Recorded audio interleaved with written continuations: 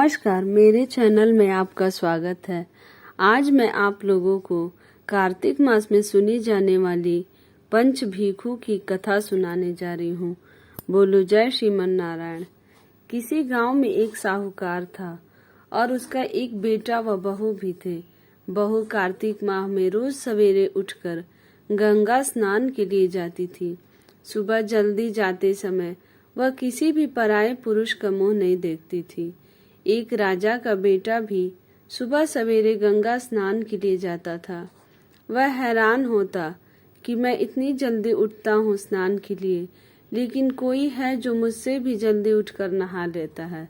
कार्तिक माह के 5 दिन बचे थे। एक दिन साहूकार की बहू तो स्नान करके वापस जा रही थी और उस समय राजा का बेटा स्नान के लिए आ रहा था।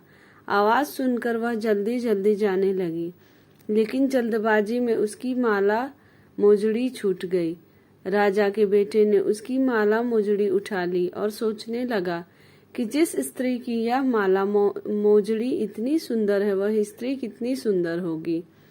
उसने पूरे गांव में मुनादी करवा दी कि जिसकी यह माला मोजड़ी है वह 5 रात मेरे पास आएगी। साहूकार के बेटे की बहू ने कहलवा दिया कि मैं 5 रात आऊंगी, लेकिन किसी को साख भरने बैठा देना।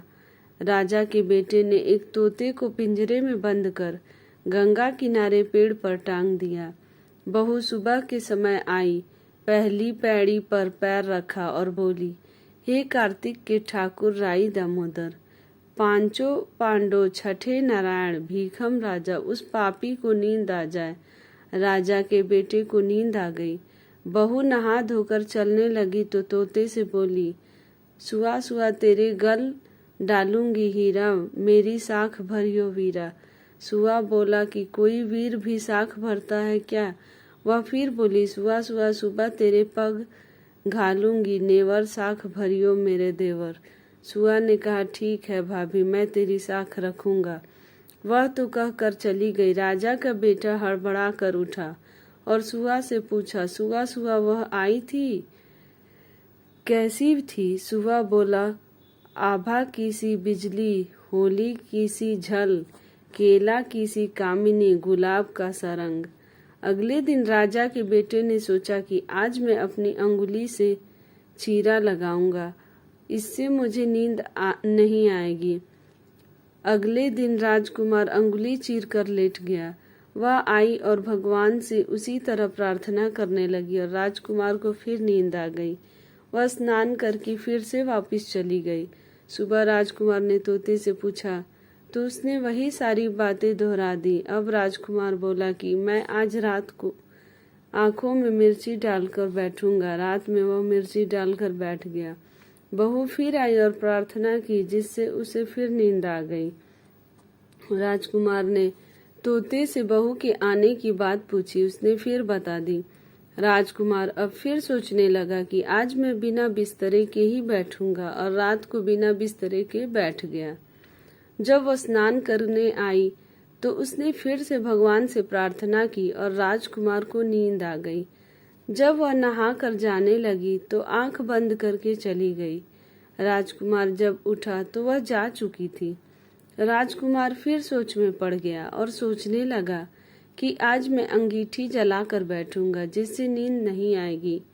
फिर वह रात को अंगीठी रखकर बैठ गया। साहूकार की बहू आई और वह भगवान से प्रार्थना करने लगी कि आपने 4 रातें तो निकाल ली, अब यह रात और निकाल दो। भगवान ने उसकी बात रख ली और राजकुमार को नींद आ गई। जब वह नहा कर जाने लगी तो तोते से बोली कि इस पापी को कह देना कि 5 रातें पूरी हो चुकी हैं, वह मेरे मोतियों की माला मेरे घर भिजवा दे।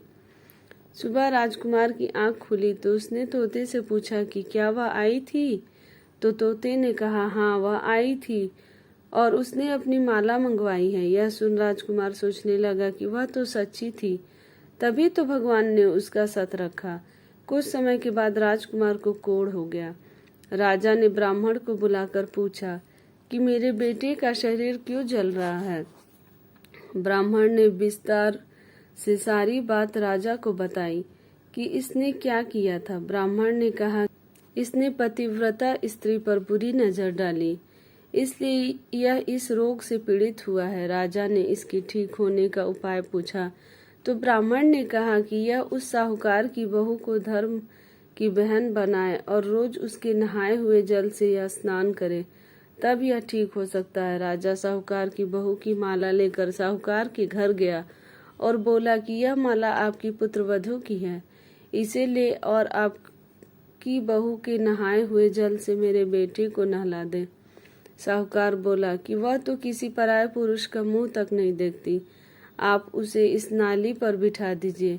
जब वह ऊपर नहाएगी तब नीचे इस नाली के पानी से आपका पुत्र नहा लेगा। राजकुमार ने ऐसा ही किया और कुछ समय बाद उसका शरीर चंदन सा हो गया। हे पंच भिखु देवता, जैसे आपने साहूकार की पुत्रवधू का सत रखा वैसे ही सबका रखना। बोलो जय श्रीमन नारायण। अगर आपको मेरी यह कथा अच्छी लगी हो तो मेरे चैनल को लाइक करें, सब्सक्राइब करें, शेयर करें और कमेंट में जय